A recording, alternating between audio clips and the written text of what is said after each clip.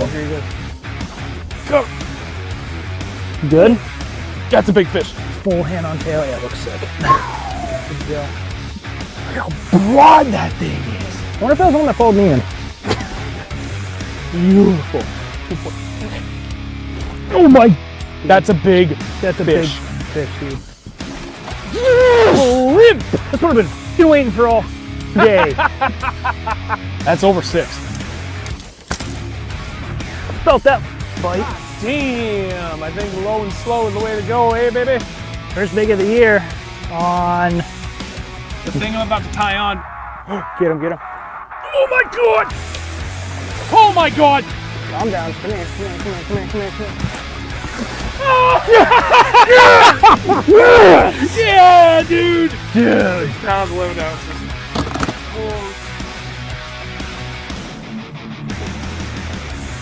Oh my god, please get the net. Please, please, please, please get the net. I got you, buddy. Oh my god. I got you. That was the weirdest bite ever. Oop. That was a good one? Yep. Sure, feels like it. Sure is. I can't turn her head, bud. Holy sh! What the? Is that another 6? Could be. It's the second giant of the day, proving that point. Oh my god! Oh my god! Yes! Big baits, big fish. There we go. 5 pounds, 6 ounces. Beauty! Let's go. Got him. Get in here, you.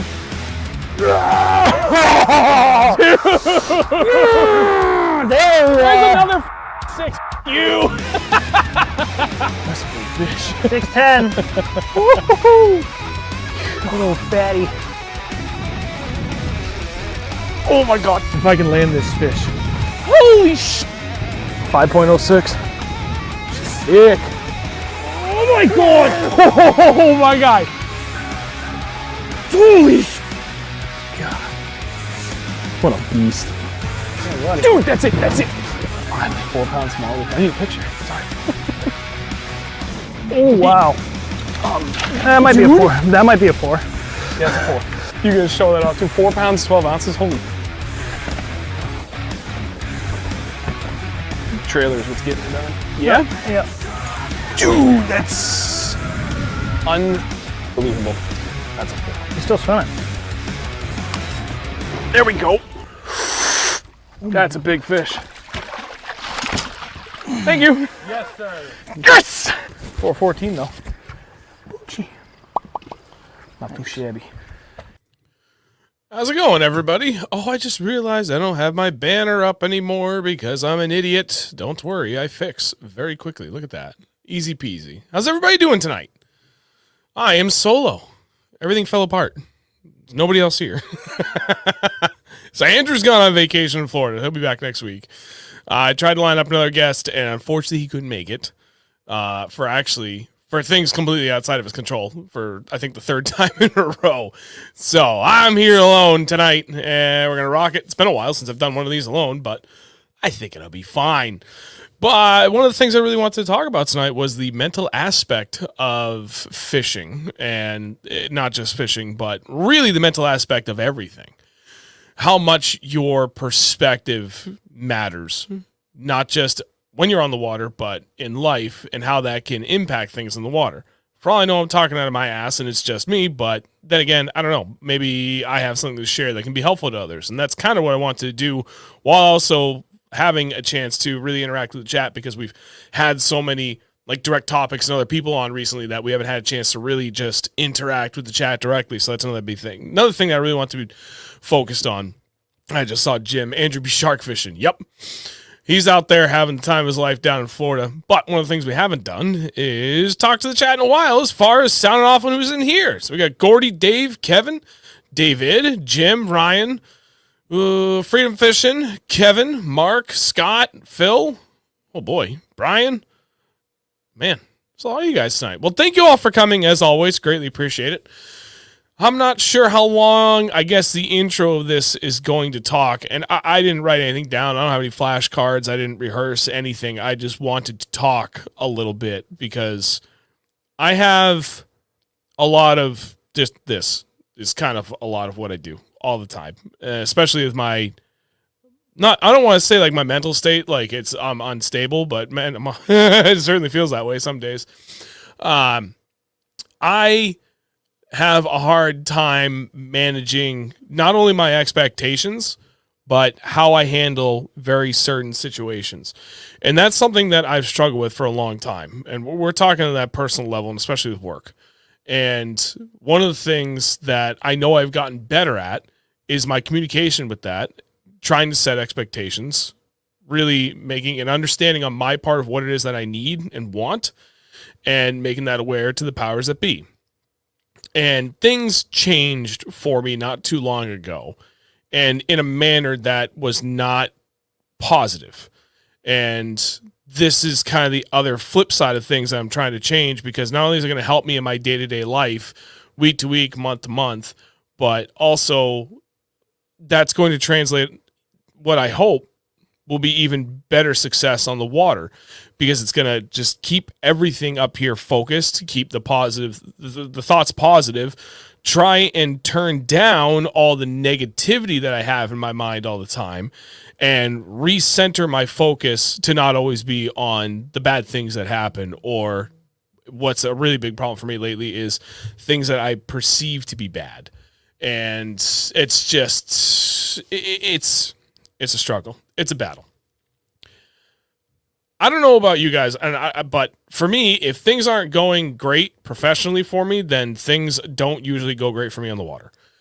I have a really, really hard time shutting down what happens at my 9 to 5, because it happens for longer than my 9 to 5. It's like 8 to 6, and it just doesn't stop there ever. And things aren't bad, but they just haven't gone the direction that I thought they would. So because of that, and just the way that I perceive things and my perspective on the matter, my attitude towards it, I don't handle it in a healthy way. There's no other way to put it. And so as a result of that, I put myself in a mental funk that I really, truly do not understand how to escape. And still to this day, I don't know how to escape or avoid putting myself into those situations. And I am a very analytical person, which is both blessing and a curse. For fishing, it's absolutely a blessing. I'm obsessed with learning. And I've always been like that. I've always been obsessed with trying to learn and improve on things that I care about and things that I know that I want to improve on, and really chase anything that I'm very, very passionate about. And fishing is clearly number one in all of that. And that analytical side of me, and for those that don't know, I've been a mechanical engineer almost my entire career until I went into the sales side of things a few years ago. That has served me very, very well. Except for when things aren't good, or when I perceive them not to be good. I'm going to say both, because it is absolutely both. There's been plenty of instances in my career where things have not been good. And then there's been just as many, if not more, instances where I perceived them to not be good. My perspective was skewed on the matter, and I didn't know how to get past that. Trust me, this is all going to circle back, and it's going to have an impact on fishing here. Because I can't get away from that, right? I need a job. I need to have a living that I can provide for my family, my kids, my wife. If things aren't good there, or at least like steady state, rarely is it perfect or great, right? If it's not at least steady state, then I have a really hard time, because that's like 90% of my waking time during the week. And then by the time I get to the water, I am so mentally drained and exhausted from fighting that like, how do you shut that off and tune it out when 90% of your week is like just focused on that kind of crap? And it's always been like my reset for the week. But lately, in the last probably 2 years now, 3 years, it hasn't been the reset, because there's been too much going on in my head. So now I'm not fortunate where it's like, oh man, all right, God, I get to get on the water and have that mental reset. And it's always been that. It's been like a true reset for perspective and attitude, and just like a soul cleansing is one of the other terms I've used a lot. And I think just I haven't been able to get this to like calm down, man. And as a result, like a lot of this year, my results were not that great.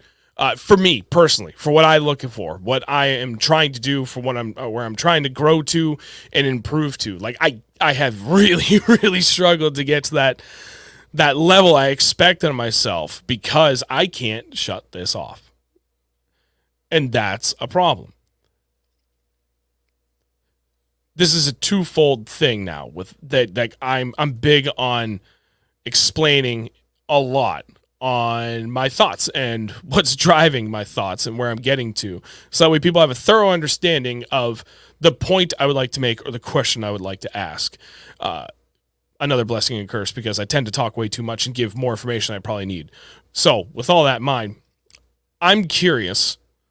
Question 1, what do you all do to maintain that mental focus, or to have that mental reset, so that when you go spend time doing what it is that you love the most, that you can just focus on that? There is nothing else in your brain, man. It's 100% dedicated to the craft at hand, the task at hand, whatever it is that you want to do.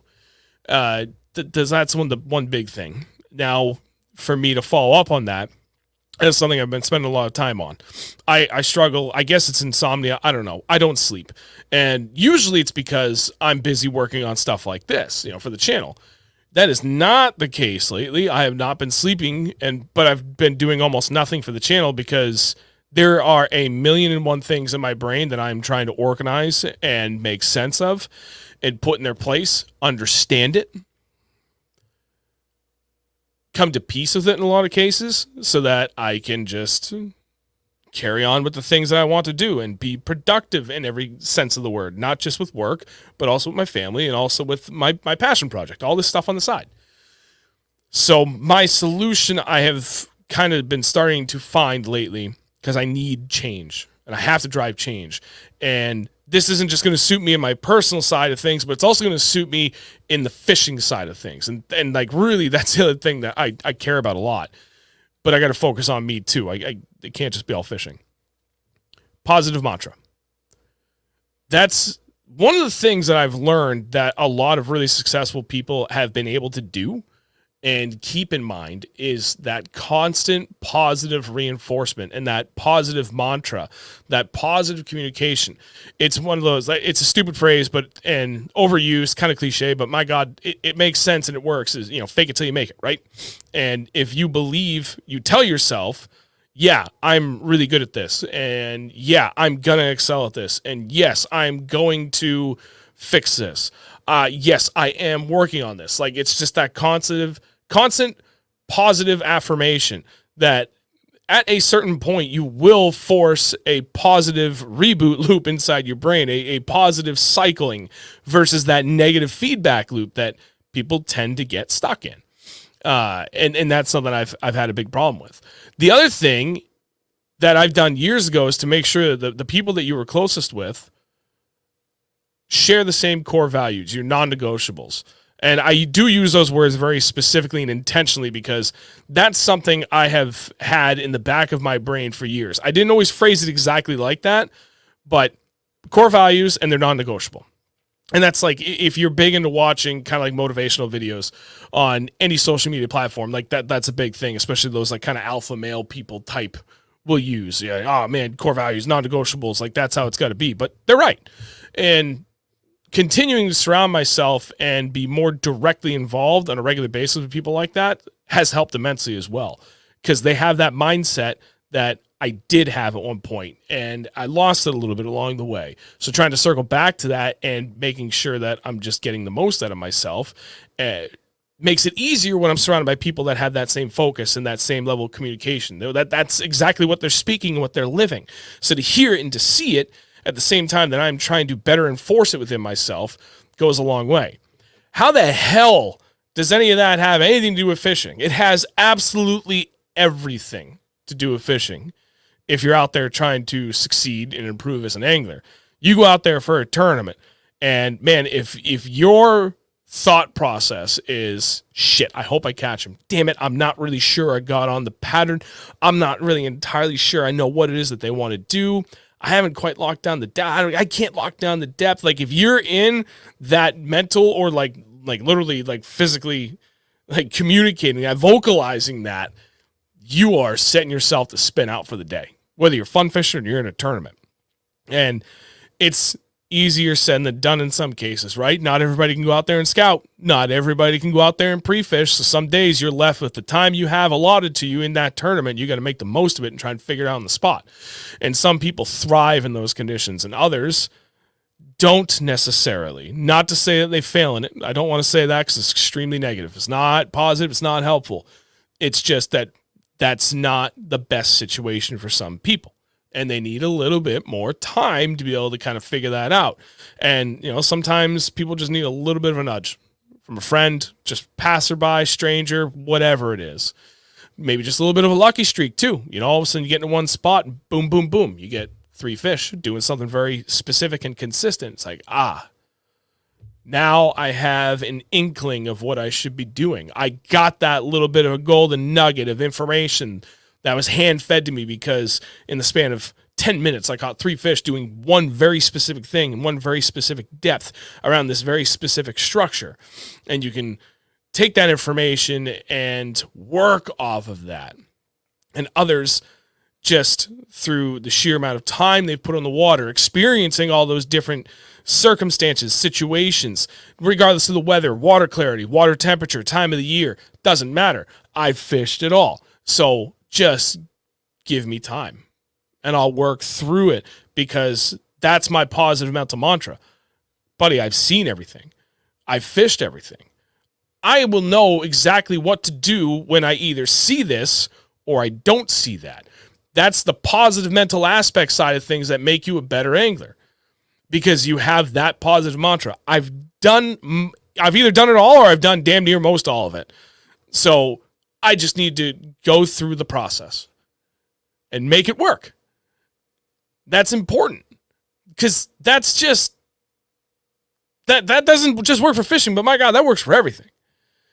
And a lot of that comes back to that positive reinforcement, that literal, whether you're actually talking about it, vocalizing it, or you just have your own little internal monologue, and just positive reinforcement. I know what I'm doing. I may not right now in this very moment, but by God, I'm going to figure it out real fast, because I've seen damn near everything I could possibly see. And in this particular situation, I've been out in this 30, 40, 50 times. So eventually at some point, I know that I can catch them any one of 10 different ways. And I'm just going to go through the paces. I think 1, 2, and 3 most likely scenarios are going to work. Well, crap, those didn't work?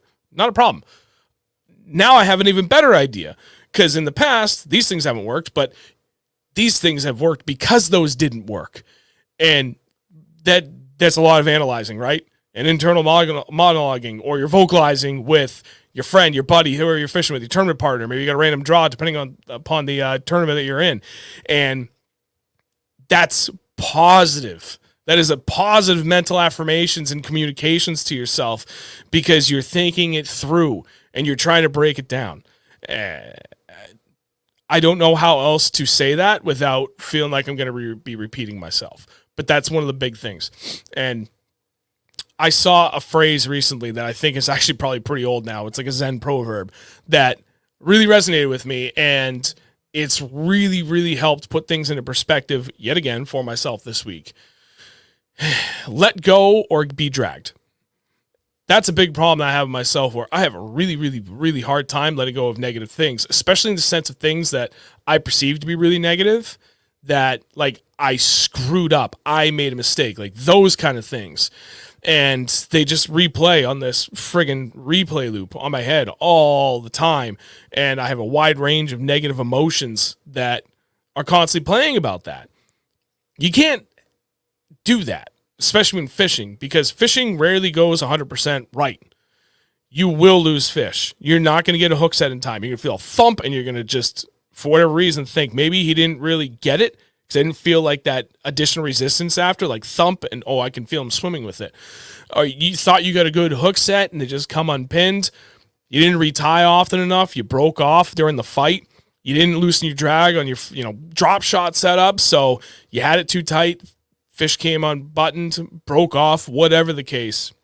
Maybe you didn't horse them a little hard enough while you're fishing on casting gear, and he got you wrapped up around a rock because you gave him just a little bit too much, and like, oh my God, and you start thinking about all those things of what you could have done wrong. No, you can't. You can't, because that's when you start spinning out. You have to go back to those positive affirmations. You can take that same exact scenario of you hooked into a donkey largie, right? And you gave him a little bit too much, and he wrapped himself around a boulder and broke you off. That sucks, but it's not the end of the world. You caught and you hooked. Didn't catch because you didn't land it. You hooked a donkey largie. You clearly did 1,000 other things right, and only one thing went wrong.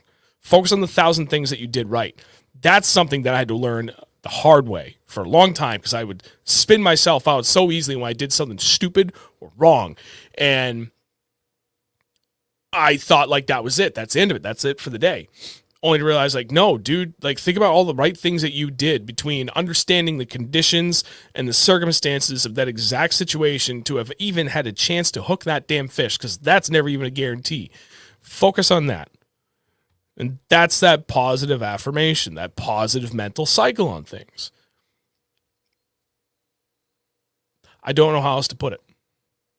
This comes very, very deep from a very personal level, but it absolutely 110% can just be completely applicable to fishing. And that matters a lot to me, because to me, those two things exist side by side, almost blended for me, my professional life and my fishing life. And especially, obviously, the professional life, like how that impacts me at home. My wife and I have talked a lot, too, about how things have certainly gotten better for me and how I handle things, and how I'm just not always angry all the time. Anger has always been a big issue for me. Gerald Swindle, love the guy. Everything he does with positive mental attitude, his other side venture, for lack of a better way to put it, and how he talks about that all the time. It's all about positive mental attitude, but one of the things he struggles with is three things. I got a temper, I got a temper, I got a temper. I'm not that any different. But I do know I have made progress, and I have to remind myself of that. Something I'm very, very bad about in my personal life that I'm a lot better at in my fishing life is recognize and understand the wins that you've had.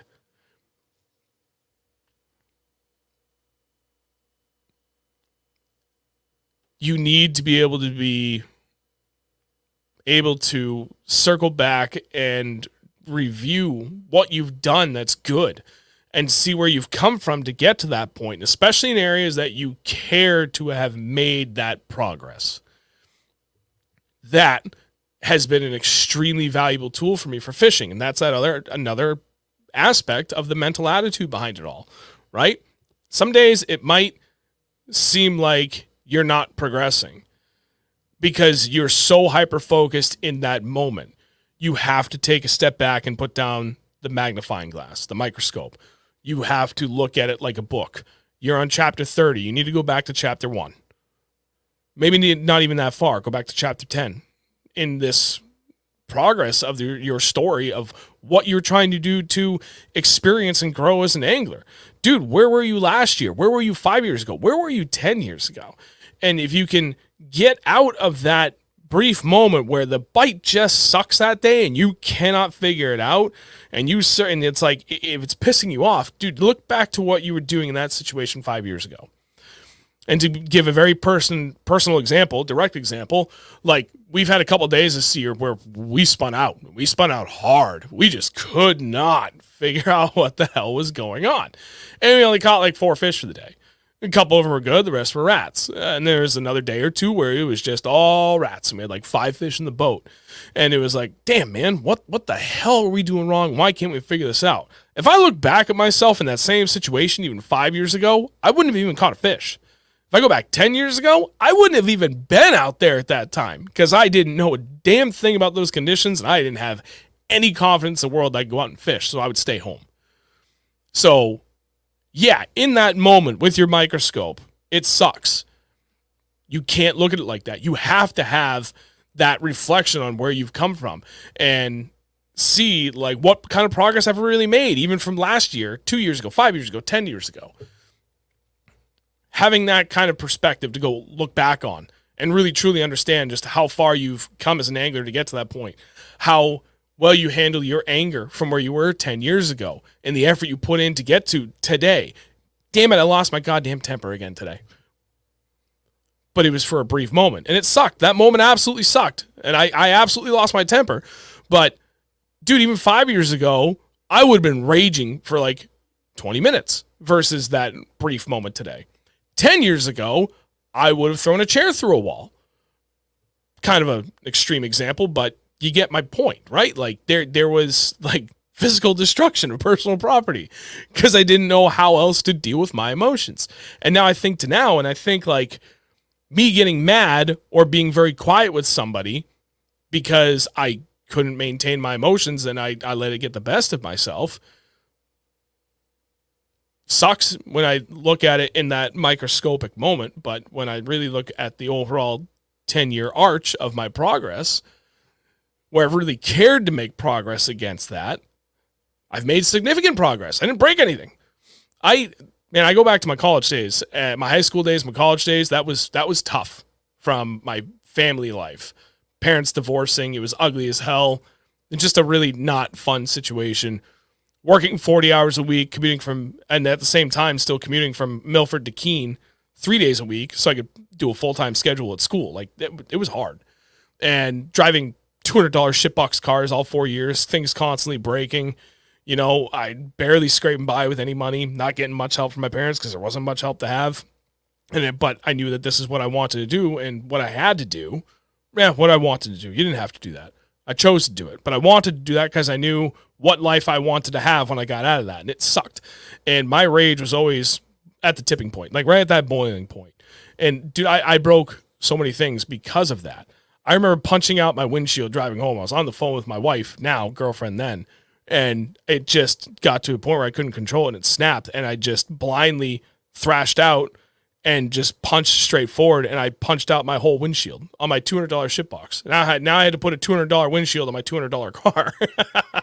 But now, like, something like that for an act would never even enter my mind. And now back to the fishing side of things. 10 years ago, if I broke off a fish that was like close to 4 pounds, like that meant the world to me. Because even to get to a 4-pounder was not a common feat for me. It still isn't, but it happens a little bit more often. And dude, if I broke it off, like, I'd break a rod against the side of the boat, and I would throw it down against the boat, and I'd break my reel because it bothered me. And then I'd be all pissed off because I broke one of the only things that I had at that time. And now I'm down one of my only good combos, or one of my only combos really in that perspective. And then I'd get even more mad. And I just, my whole day, literally my whole day was shot because I let that one single insignificant fragment of time, that moment, ruin it, because that's all I could think about. And now I break up a fish, not a problem. I know one of three things happened. Just really bad dumb luck. I didn't retie. I nicked something on the way. Not a problem. Retie. I know what happened there. I'm going to go make the most of it, and I can't get back in there and get a fish out of there. I know where I'm going to go because I know there's similar situations. It might not happen, but by God, I'm going to try, and we're going to try and make the most of it. I have rambled straight for like 25 minutes. I think it's time to turn it back to the chat because I know that there was quite a bit of feedback there, and I would love to see what everybody was saying. So give me a minute while I go back, because I know one of the questions I asked was, what is it that you do for that mental aspect of things to keep yourself from spinning out, to constantly reinforce that positive affirmations to yourself? And I'm positive I saw some feedback here, and I want to go and make sure I read it. So Ryan Miller, you're a type A personality, a perfectionist. I put the camera in such a bad spot, I can't read it. Hang on. I have to hide it because I can't. You're a type A personality, a perfectionist. All of us typically are. We strive for perfection. We let little things bring us down. Glass half empty versus glass half full mentality. Yep, that's... If I don't see progress, it bothers me because I feel like I failed myself. That's a horrible mentality to have. There can be healthiness to something like that. I haven't figured out a way to keep it healthy. There are plenty of times where like I do well with it and I can make it a healthy mantra or a healthy perspective, healthy attitude. It rarely is for me because all I see is the failure side of things. And like I let myself down, and I need to not let myself down because, dude, I tried. And I'll say the same thing for everybody else. You went and tried, you know, and there's only so many things you can control. And that's another big thing. You can't let the uncontrollables dictate how you're going to react to things. We can all do everything in the world to try and plan for it, but there are plenty of uncontrollable aspects of our lives that are just that, uncontrollable. They're unplanned for. You hope they don't show up, but by God, they're going to show up, and sometimes in the worst possible times. And you cannot let things like that drive your mental aspect of things because there's nothing you can do about that. That's why they're called uncontrollables. They're just that. You just have to accept and understand that those things are going to happen. You can do the best that you can to plan around them and anticipate these things. So in some cases, like if you really want to bring it back to the fishing side of things, you are going to break off fish. You are going to break off lures. You are going to have mechanical issues with your boat. I think back to the BFL. There were a lot of things that went wrong for me mechanically on my boat. And I knew that that eventuality was there, that potential was there to happen. I thought I packed enough tools. I did not. There was some things electrically that went wrong that I was not prepared for. But that doesn't mean the end of things. It just means you have to pivot and do literally everything in your power to try and get around that. And in my case, I did that. I drove around friggin' Plattsburgh for 3-4 hours trying to find a store that would have what I needed. And by the time I got to a couple of stores that may have had it, everybody was closed. So I thought, like, well, there goes the rest of my evening and probably the first half of tomorrow, my last day to practice. Only come to find out, like, you know, leave no stone unturned, right? I was staying at Marine Village Cottages, so there's nothing but bass anglers all around. I went to my neighbor, which one of them was Paul, one of my subscribers, and he was staying with this other gentleman named Steve, who turned out to be a lifelong auto mechanic, and literally the whole back of his truck was full of anything you could think of that you would need to fix a boat. And that guy had me back up and running in 20 minutes because I persevered and I didn't give up. And I did everything I could to try and find a solution to an uncontrollable situation that nobody could have planned for. I never would have thought that both the relay on my battery and the plug going into the bow, you know, plug for the trolling motor into the bow panel, would both shit the bed at the same time. Is it a hard problem? No, but who plans for that? Who carries the components to address something like that? Not a problem, man. You just got to understand, like, what is the issue? Okay, we confirmed that. And let's move on. And what are my solutions? What are my potential options for solutions? And that's something I know I'm really good at. I will leave no stone unturned, and I will run that down. And that's the thing that I've been trying to realize, that, like, goddamn, dude, if I can do that for fishing and, like, everything else around that, why can't I do that for my life? Why can't I do that for my perspective and my attitude? Like, God, what stone have I not left unturned? There's a lot, and I'm turning over a lot more. I've turned over a lot the last 2 weeks trying to figure out something different, because clearly things I've done in the past, while they have helped immensely, I have other major hurdles I still need to get past. I don't want to keep coming back. I don't want this anymore, man. I really don't. I don't want that roller coaster. I'm trying to get past that. So I'm going through. JP said I'm the opposite. I tend to do well in the water when my personal life is in turmoil. For the most part, it doesn't go well for me on the water when things are in turmoil. That's for damn sure. I wish it were, but not always. Mark, for me, a lot of times I have to go to the gym for an hour or so. I got to hide it again because I can't see it. Wait, if I do that, all right, hang on. For me, a lot of times I have to go to the gym for an hour or two. I seem to forget any annoyances in life. Getting the endorphins going seems to help. So I used to go to the gym a lot. And actually, this is something I was just talking to my wife about. And actually, I should talk to you guys about, because I need to go back to the gym. I haven't been in probably 10 years. And I've tried running. I've tried anything cardio. I hate it. I hate life when I do it. It's not for me. Put me on a bench, and I am the happiest guy in the world. I love lifting. And I used to do it a lot at one point. And then, you know, kids, career, like the channel, especially the gaming channel when that first started, like at some point, something's got to give. And that was what I gave. And I didn't need it at the time. I mean, everybody needs it. Everybody needs to stay in shape. Everybody needs to exercise. But I didn't feel like I needed it for my personal life.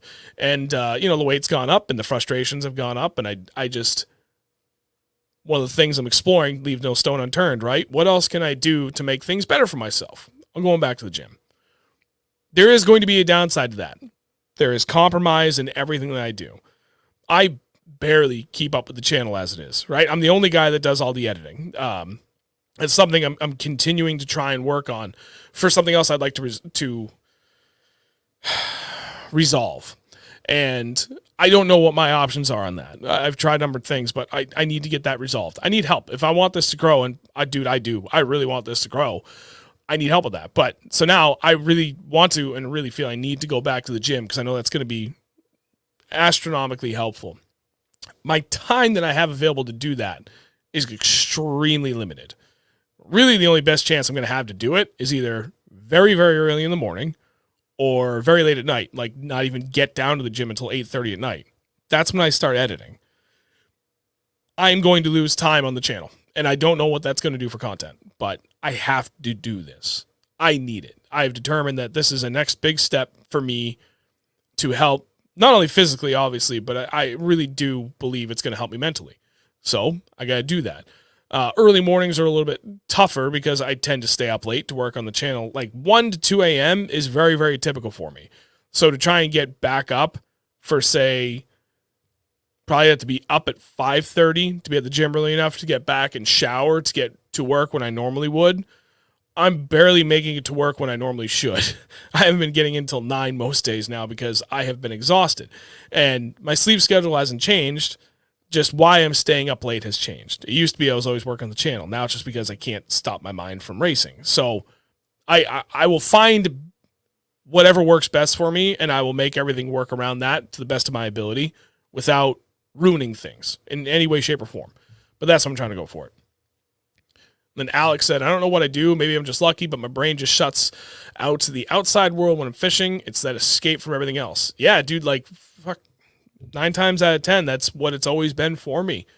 An escape, a mental reset, a soul cleansing, and it hasn't hit the same. I tell you, one of the things I noticed I was really struggling with this year, I couldn't wake up to go fishing. That has never been a problem for me in my entire life. Even going back to when I was 7, 8, 9 years old, my dad would take me out fishing. It was never an issue. I could never wake up on my own, but, you know, he'd come in, push on the shoulder, hey, buddy. Time to get up. We're going fishing. I'd sit right up. Okay. Get in the shower, brush my teeth, get breakfast, hit the road. Never an issue. Now I've had to resort to putting my phone, max volume on my alarm, on the floor as farthest away from me. So I have to physically get out of bed, even if I'm just like half out of bed. Because my alarm will go off for like 5 minutes before I'll even wake up. That's new. And that's something I'm not used to. But anyway, hence the problem why I'm having trouble in the morning too. Bo Potato, you go and you do it. I don't reset until I'm there, phone off and out of reach. Yeah. And then Crazy Hook, there you go. I always focus on things I can't control. Helps me out immensely. Absolutely, man. Spot on. Still trying to get caught up. Jeremy, go somewhere new. Somewhere you don't have preset expectations before you focus on the task at hand. That is one of the reasons why I travel and try so many different friggin' bodies of water all the time. Because there's something extremely freeing and more often than not rewarding about going to a place you've never been to. Plus, it keeps you sharp mentally. That's for damn sure. You know, if you go into the same body of water over and over again, and now we're really, really talking about fishing side of things. You keep going to the same 5 bodies of water, at what point do you think you're still learning? You can still always learn something every time you go out, but in my opinion, how much you can learn and how often you can learn is dramatically reduced if you do not explore your surroundings and put yourself in unfamiliar situations, in unfamiliar bodies of water where you truly know either nothing or next to nothing. That is by far and large been the biggest reason for my success on the water. My success as an angler, my progression as an angler, more than anything. Because I'm constantly putting myself in uncomfortable and unfamiliar situations. So I'm always forced to learn. And it's not just like, I've never fished this pond. I've fished this pond 1,000 times, but I've never fished it in that weather. That can be helpful. But what? That's once, twice a year? Where you're going to find those very unique water temperature and weather situations? Versus, I've never even been to that part of the state. Let's go out there. Look up a map. find a bunch of ponds I know I can get into. I'm legal and everything, whole 9 yards, good to go. Let it rip. I know nothing about what I'm doing out here, but my God, I know I love to learn, and I'm going to learn. I'm going to figure this out. And it really triggers a different part of your brain when you go out there, and you just have to really try and break it down inside the day that you have. At least for me. I find that extremely engaging and very, very, very helpful for what I like to do. And actually, I did that recently where I caught that 5-pound smallmouth. Literally in a state, part of the state of New Hampshire I have never been to. I haven't even been remotely close to this section of the state. It was funny when I was thinking about that driving up. Like, I was talking to my wife on the way home. I was like, you know what? This place is so damn remote. Like, I forget, like, the pond. I've never even been to this area of the state. The closest I'd ever been to that pond was like 30 minutes out of, like, further away from it, where I turned off of the friggin' main road that I was on and then started trucking over to that body of water. I was like, dude, I have no idea. Like, I know where I am, but I have no idea where I am. This is an area I've never been to. And I caught that 5-pound smallie. Like, talk about absolutely rewarding, right? Like, that's why we do it. It's certainly why I do it. That's for damn sure. Kevin, if you try getting back on BMX, a skate session used to work for me. I'm too old for that crap now. Yeah, every once in a while, I'll go down to the skate park with my kids. My oldest is into everything, rides his bike, rides a scooter, rides skateboard. My youngest is just all about his bike. I love riding my bike. The problem is my body does not. And it's more than just being 38 and out of shape, right? And you got to be kind of limber to ride at a skate park still. My problem is that between riding most of my life, being tall, 6'2", riding a 21-inch bike, lower handlebars, because that was the thing back in my day, like I was constantly hunched, like just straight up Quasimodo back. So doing that for most of my life, on top, well, plus all the falling, so compound that onto having piss poor posture while trying to do extreme things with your body, and then a lower back injury that I suffered, and the subsequent, like, just trying to get back to normal for like a year and a half after that. By the time I finally got with, like, physical therapy and then to a good chiropractor, at this point, I was only, now I got to think about this, 26, roughly? Yeah, this is before I had kids. My oldest is 11 and a half now. So it was about 12 years ago at this point, 12, 13 years ago when this first happened with my lower back injury. Finally go to the doctor, did x-rays. My last 2 discs, the very last one, paper thin. And the next one up, not much better. I've got like next to nothing left down there. So now, especially when I do try to ride my bike, dude, it hurts. I do not feel good. And I think a lot worse than I normally would, even if my back wasn't completely trash. So I still enjoy it.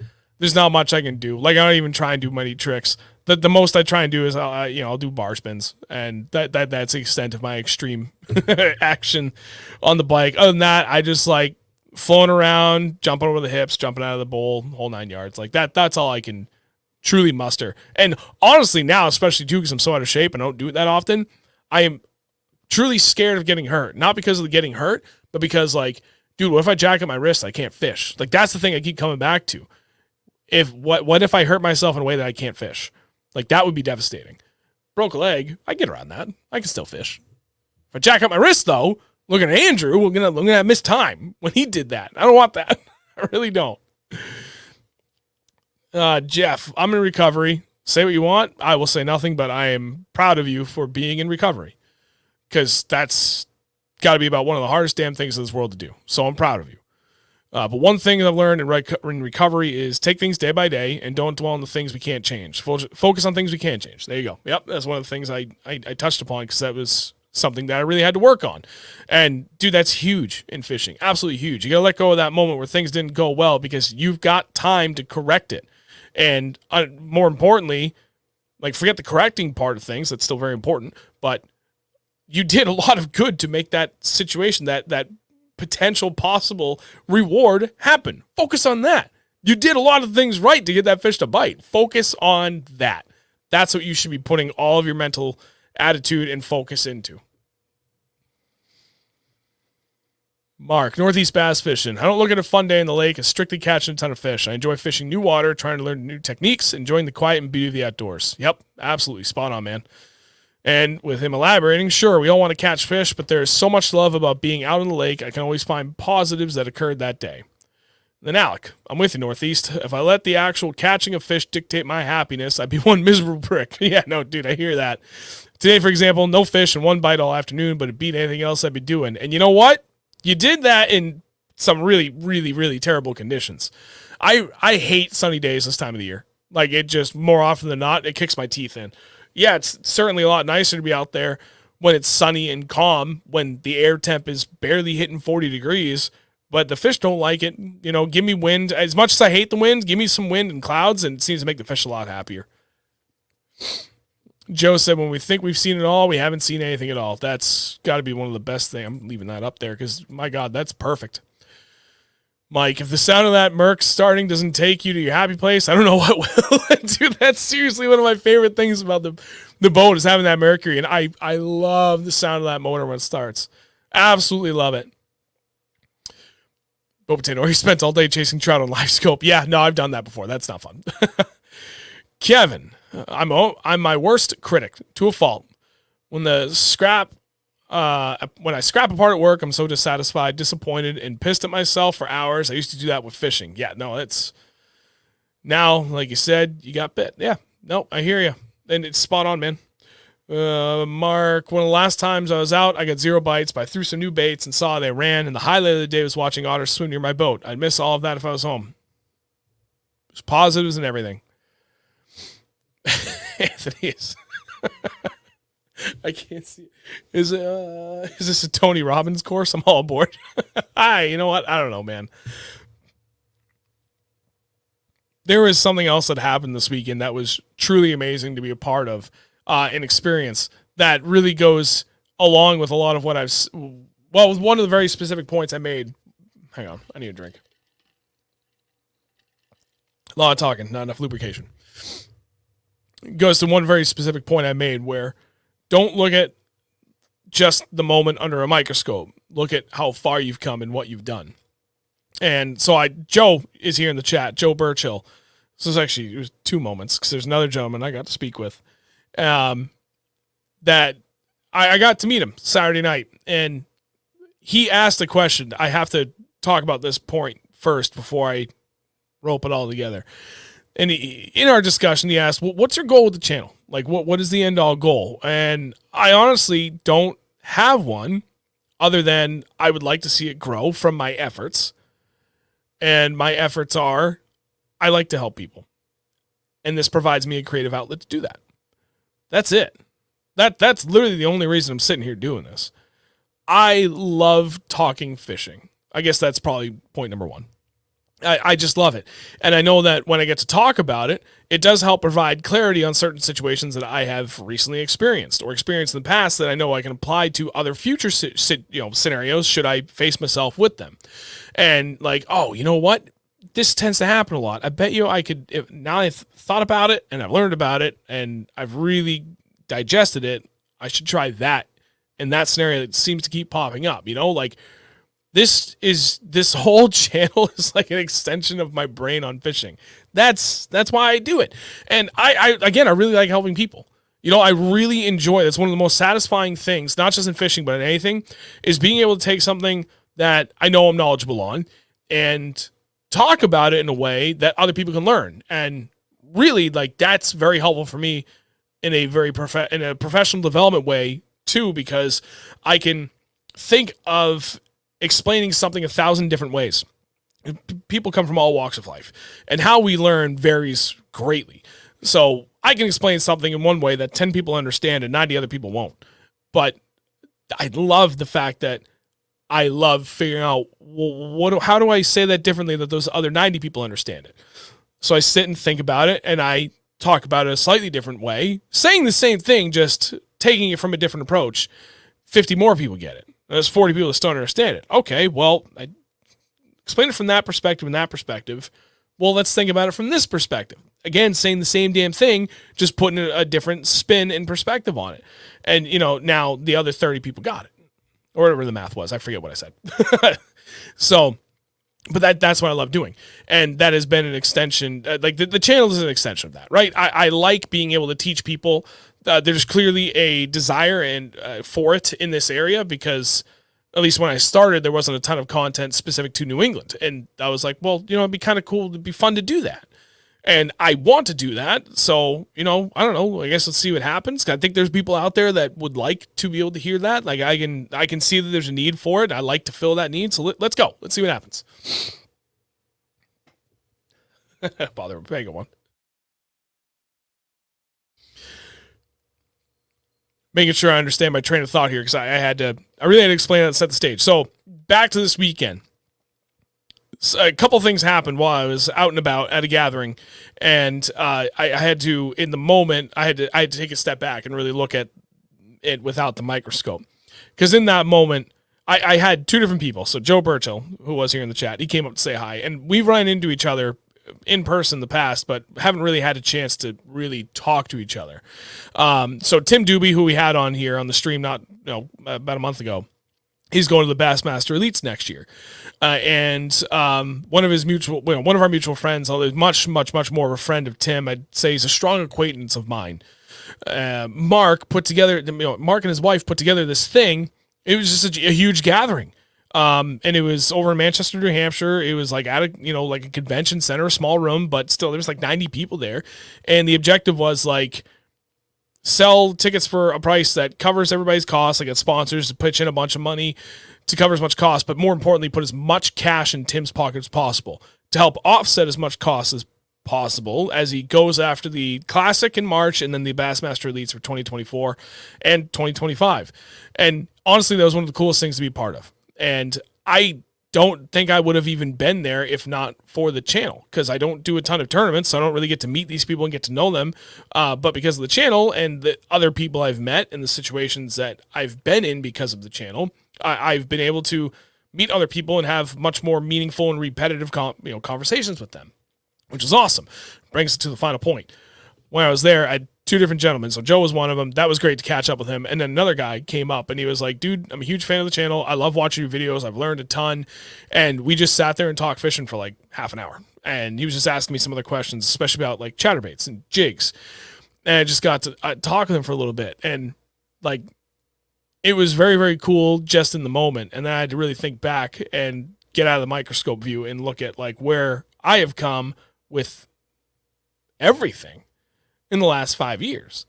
5 years ago, it was like not really, I still had some, people watching, but it wasn't what it is today. And I know I'm not massive by any means. This channel's not huge.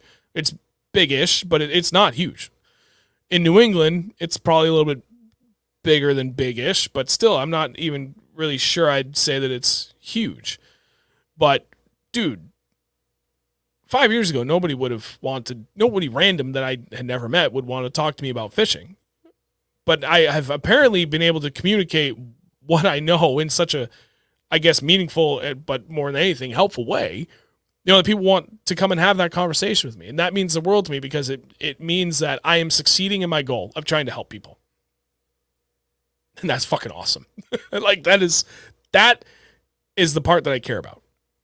That I, through all my rambling, my pauses, and my, how do I explain this? Like, I have found a way to reach people and to be able to teach them something. Even if people are only picking up a little nugget out of, a 10-minute spiel. There was something in there, 15-second little thing I said that they're like, yep, dude, that's awesome, and I learned something.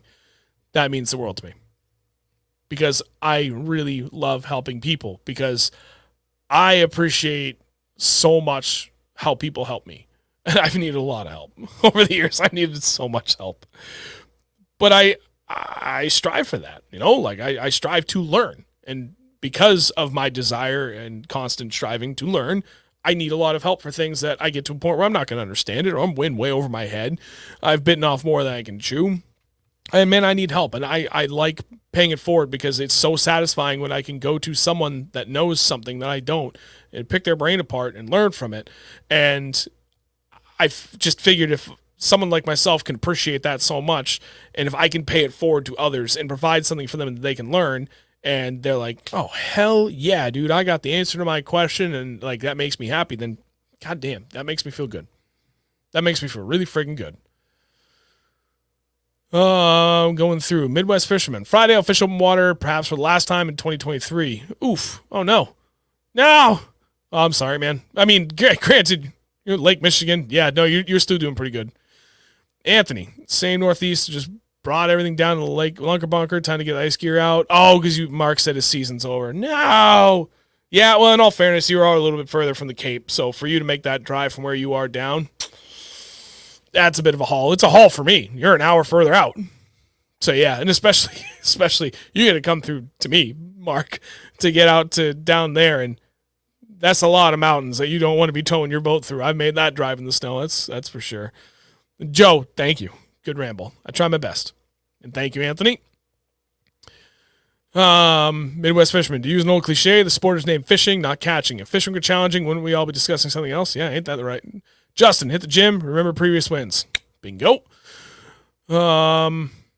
Let's see. Joe, I'm a very analytical person. It's a blessing and a curse. Can't let the bad days define you and your mindset. I put them in the rear view as soon as it's on the trailer. Yep. Perfect. Absolutely perfect. Still going through. Jim B, bad things happen, good things happen too, and we need to recognize those. That's the big thing. You got to celebrate every single win, no matter how insignificant it might seem at the time. So there's that. And Joe, put the family and health before the channel. Dude, yeah, no, you're absolutely right. And that helps a lot. I mean, I do anyway. There's a reason why I don't start editing until 8:30 at night. I wait until my family's done and the kids are going to bed.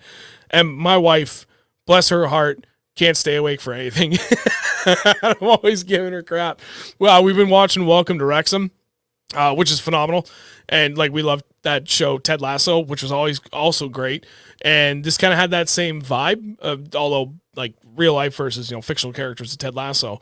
And we've been chipping away at it, one show almost every night. And they're not that long. Like even if you got to watch the commercials, because we forgot to record it ahead of time. So now we're just watching like free to us to watch. So you got to watch all the commercials. And yeah, it's like anywhere between 30 and 40 minutes long. And bless her heart, she cannot stay awake for that. But we don't start them till like 10. So instead of staying until 1 or 2 in the morning, editing from 8:30 to 1 or 2, I've only been doing, chipping away a little bit, put an hour and a half in here and there, and then go upstairs and do something. And there's actually been a lot of nights I haven't been down here at all. I've been watching movies with the family instead. By the time everybody's winding down, we're good. So I've put a lot on the back burner, which is why you've seen almost nothing for regular fishing videos, because there were some that I just didn't get to in time. It didn't make any sense to upload them anymore because I prioritized everything else to keep this dude happy. Little Rich, I lift while listening to the channel. Basement gym. Oh, dude, that's awesome, man. I need a basement gym. But at the same time, if I've got a really good gym, like it's literally a mile away. So I'm going to utilize that. And then probably in a year, in about a year, my oldest will be old enough that he can start lifting. I think he'll reach that age that like it's good. So I don't know. They could probably build a home gym. Take advantage of that. That'd be sweet.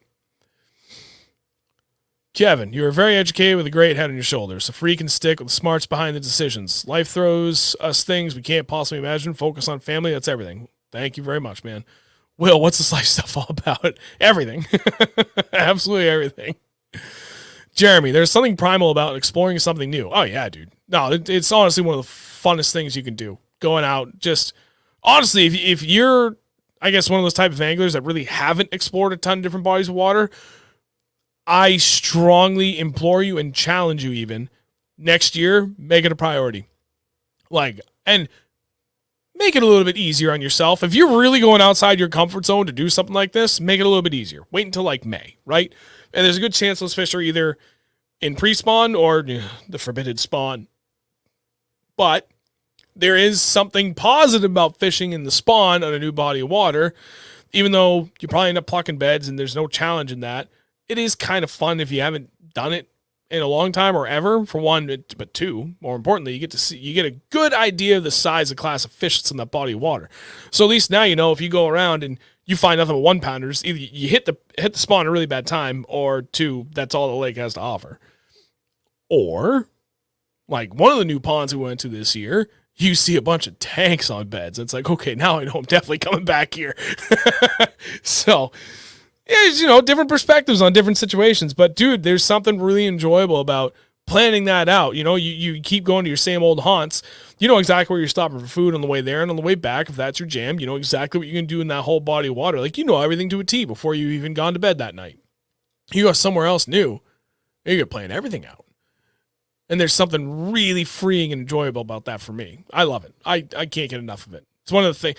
That's honestly one of the biggest reasons, one of a handful of big reasons why I didn't want to come back to tournaments and why, honestly, I will never fish another, like, full club again.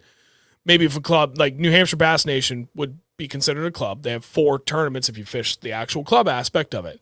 I would consider something like that. I would never consider fishing a full club 10 to 12 events for the season because that's going to take away my ability to travel and try new places. And I know that is what is making me grow the most as an angler, for one. And 2, I live for it, man. It is so much fun. Absolutely. Boat Potato. Sadly, I hardly fish unless it's a tournament. I find it very hard to get up at 3 a.m., drive 2 hours to pre-fish. Can't sleep the night before a tournament. Been that way over 30 years now. Some people are built differently like that. You're wired differently for that. We're like, that's your need for it. But, dude,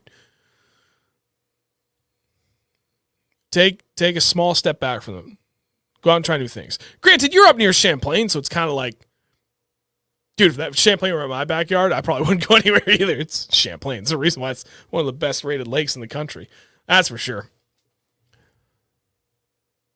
Dogbone. Cape Cod is cold but open. Grab some nice smallies and sandwich and Harwich, plus a nice 414 largie. Nice. I actually might be headed down that way sooner than I want to, depending on what the weather's doing. I'm hoping to get back up to Champlain. I've got a very limited window this weekend, so I got to fish semi-local. I'm not really sure how that's going to work out, so I'm guiding a client.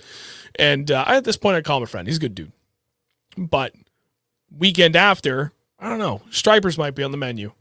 I don't know. There's way too many options. Way too many options. Carl, keep doing your thing. Thank you, man. Appreciate you. Road salt sucks.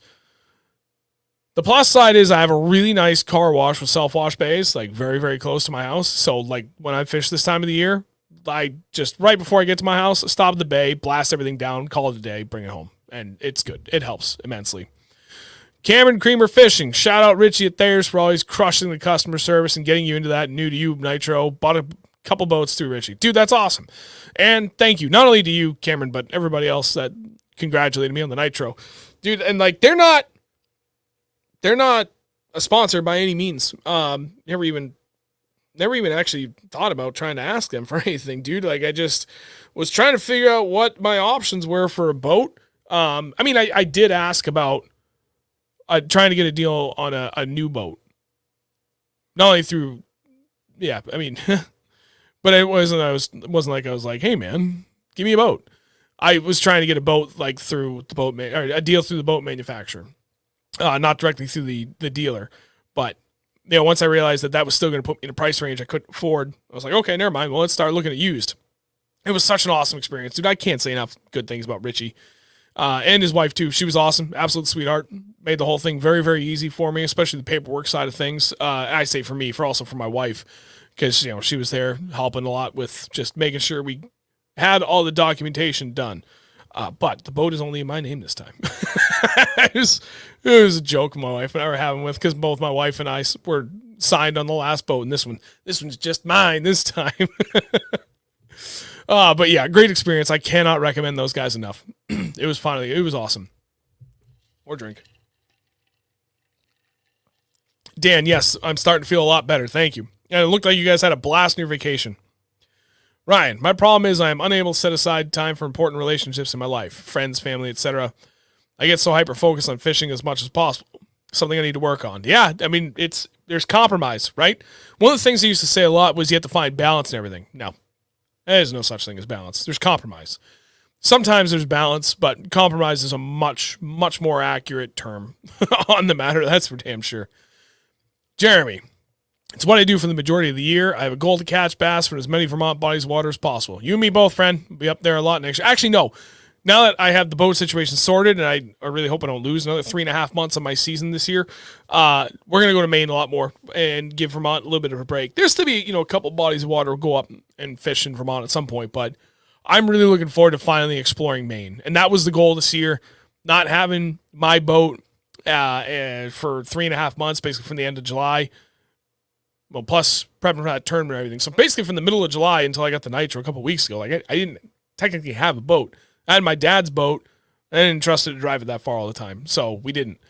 But I'm looking forward to getting up to Maine and a couple of other different bodies of water in very, very northern Vermont that I really want to fish. And Boat Potato, thanks for the channel, Sean. If it wasn't for you, I'd be stuck watching guys' grocery escapes on Wednesday nights. Oh, well, you're welcome. Faith First Fishing. First off, hey, thanks for joining us. Been a rough 2 days. Yesterday, I fell out of my chair and landed on a pencil, poking out of my buddy's book bag. Doctors got the main pencil out, but the cap got stuck. Had to have 2 incisions. Ooh, that stinks, buddy. I'm really sorry to hear that. Wait, Boat Potato, Champlain is 2 hours? You're there an awful lot. You know what? I would consider at this point now with how much I drive and I'm willing to drive for a day trip, 2 hours to me is in my backyard. So I would, if that's like DJ's ride. Like, dude, if I lived basically an hour and a half closer to the lake than I do now, I would be there all the time. Way, way more often than I already am. Stripers or strippers? Well, Guggen, fishing Champlain early May during a cold wet front was tough but rewarding. Dude, that's right.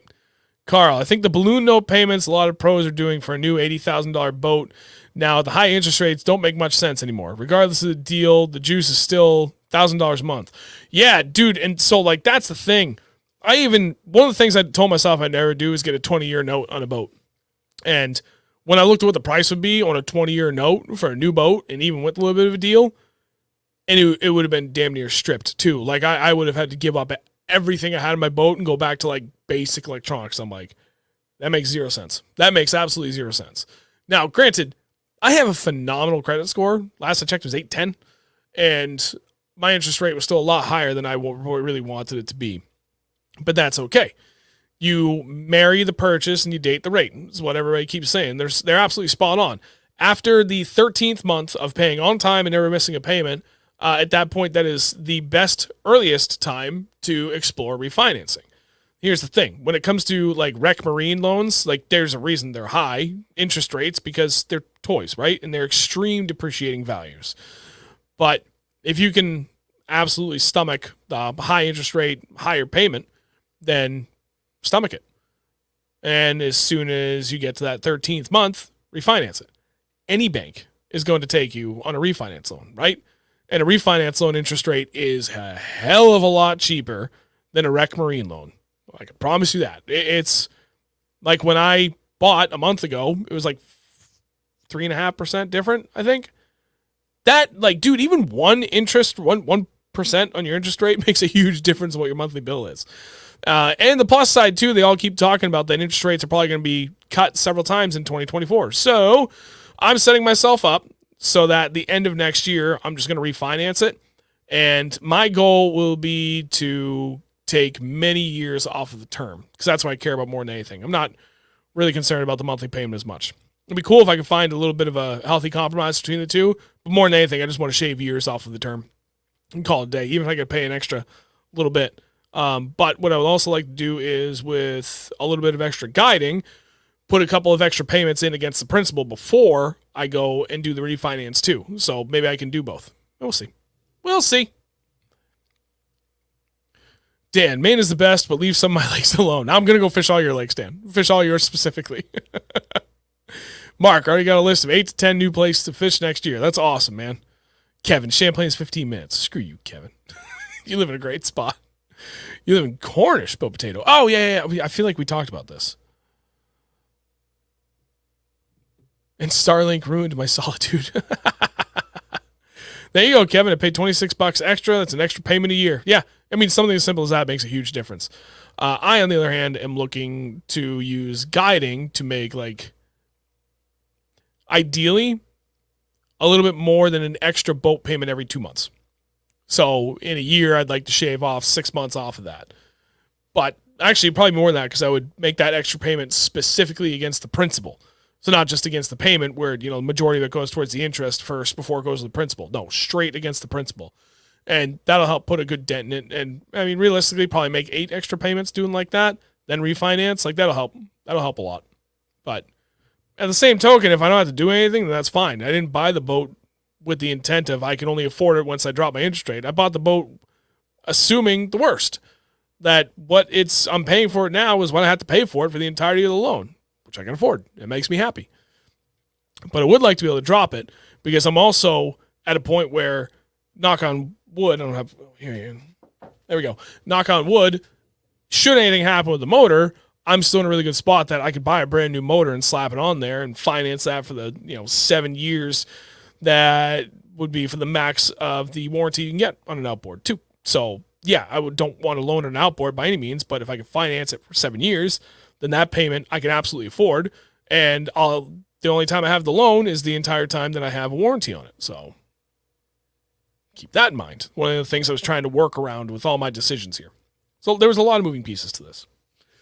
Bear with me 1 second. My padre went in for surgery today, and surgery's completed.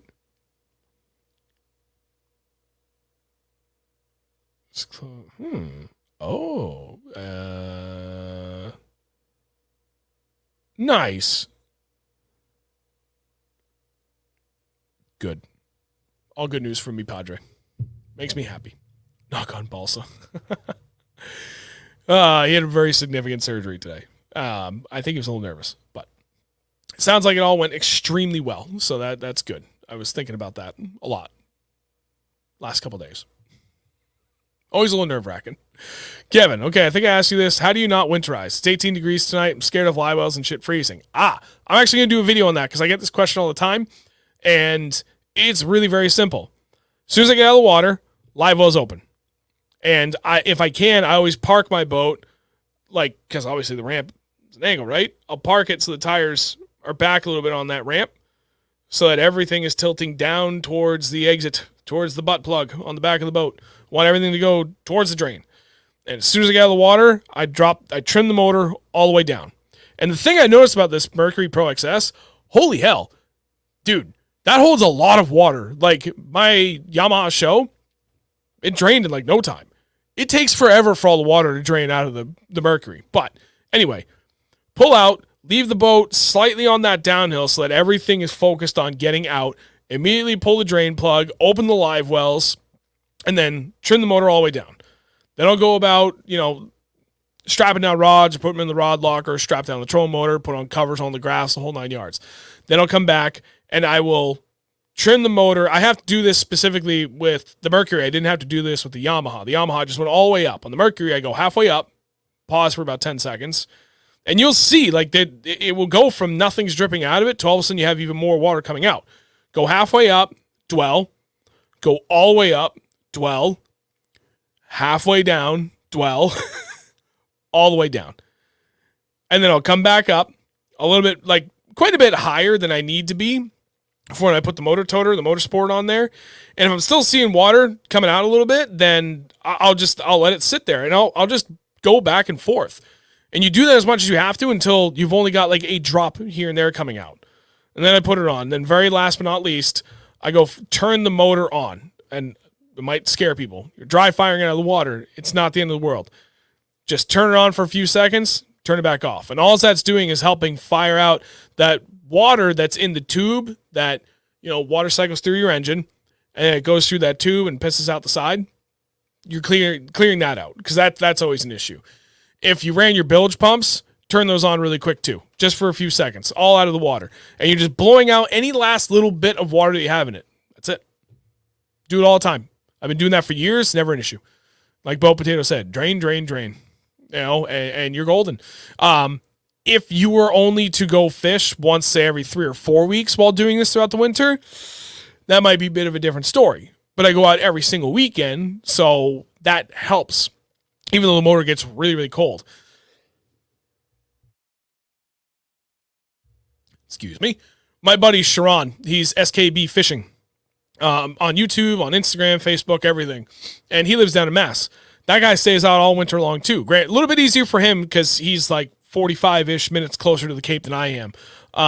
So it makes his drive a lot more tolerable. And he actually gave me a really good idea too. Get yourself a small-ish, like just space heater, something that you would, I would say generates a good amount of heat, but like doesn't create like a burning face, if you will. I mean, almost every space heater now has that safety feature. If it tips over, it turns off immediately, right? But the night before you go fishing, say at like 6 o'clock at night, if you have a cover on your boat or a tarp, whatever, put the space heater down in the floor at the lowest point, dead center, turn it on the low setting, leave it there running all night. That helps warm up everything in the boat. So like you go to use your hot foot, and the first 2 years I fished through the winter, I didn't do this trick. And like my hot foot felt like crap because everything was frozen solid. But now, and then like you start the motor, and granted she's going to be kind of miserable anyway, but I don't know. You're warming up everything in the boat just a smidge. You're basically bringing it just past freezing, in my opinion. And it makes a huge difference. And so like it starts a little bit happier. Everything feels better inside, especially, steering. Again, the hot foot, throttle, like everything just feels a little bit better. If you have a cover and you put a tarp over it, dude, it makes a huge difference for how much it warms everything up. So that's the only other thing that I do. It makes a big difference when I'm out there fishing this late in the year.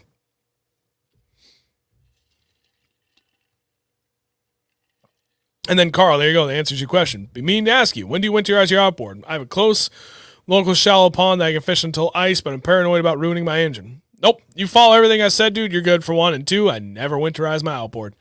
The longest I've gone without using my boat in the last 4 years was 3 weeks. I think maybe 4 weeks. It's about the longest I went. And that's it. I just kept using it. So, and especially now, last 2 years. Oh, man. I'm trying to think. Well, going back, this past winter, the longest stretch we had was 2 weeks. The winter before, I think it was 3 or 4 weeks. The year before that, 3 or 4 weeks. Yeah, it's like 3 or 4 weeks was kind of typical. Now I really think about it. But now going into this winter, the longest break we had was 2 weeks. Not counting the part where I didn't have a boat. Just keep at it, man. You're fine. You'll be good. Dan, I have a small ceramic heater for the boat shed. Costs $20. It works awesome. Perfect. That's it. We just need a retractable dome over the Northeast for 3 months. That would be great. All right, you know what? I tell you what. Just making sure I didn't miss anything from the family. Everything's good. I have ranted and raved enough, as it is. Wait, Jody getting a 28 bag. I'm regretting. Yeah, Jody's on a different level. I have another friend that was out there with him, and a couple days after that, Jody still cracked a couple of bigs, and my buddy texted me. He was like, this place sucks, and screw Jody. Like, we're all friends. He's friends with Jody, too. So it was in jest. He didn't actually mean that in a negative way. So Jody's on a different level. I don't know what that guy does differently. I should get him on the show. But I don't want to just ask him anything. He'd be a really cool interview to have on just to shoot the shit with, because he's a full-time photographer for MLF, which is friggin' awesome. He lives up here lives in the Northeast. He lives in Vermont. But this isn't where he's always lived. It'd actually be really cool to have him on. Plus, he won the Bass Northern Open on the St. Lawrence River this year too, which is like a huge friggin' deal. Keep that in perspective.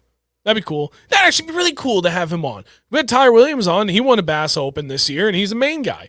So we should have one of the other Bass Open winners that's also a New England guy, but from Vermont. Okay, I'll reach out to Jody. Let's see if we can get him on. See if we can maybe get him to share just a little bit. That's right. He won 2 of the ABAs. Dude, that guy's a stick. We all wish we could be half the angler Jody is. Jody and Alec. Alec's another hammer. My God. Those two. Just ridiculous. Anyway.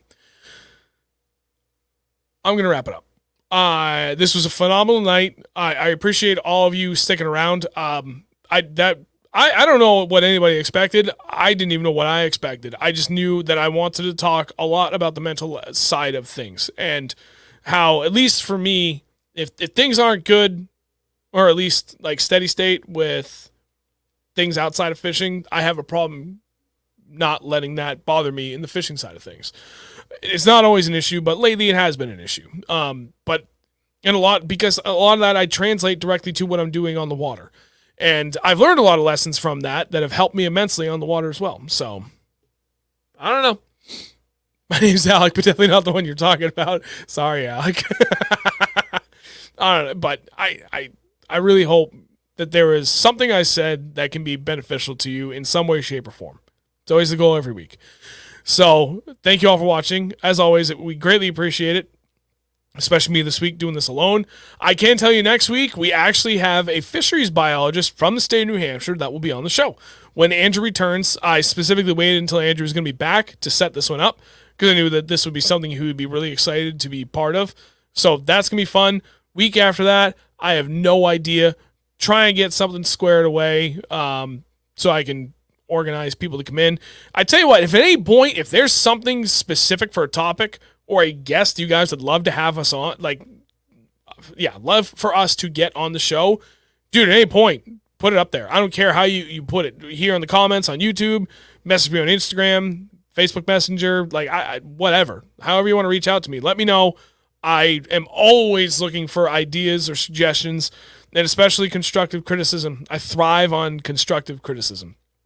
So, I get to do Andrew's part. Thank you all for watching. Greatly appreciate you guys. You can watch us here on Reel Northern Bass Talk every Wednesday night at 8 p.m. Eastern at youtube.com/@ReelNorthernBass. There we go. I did better than him. Huzzah.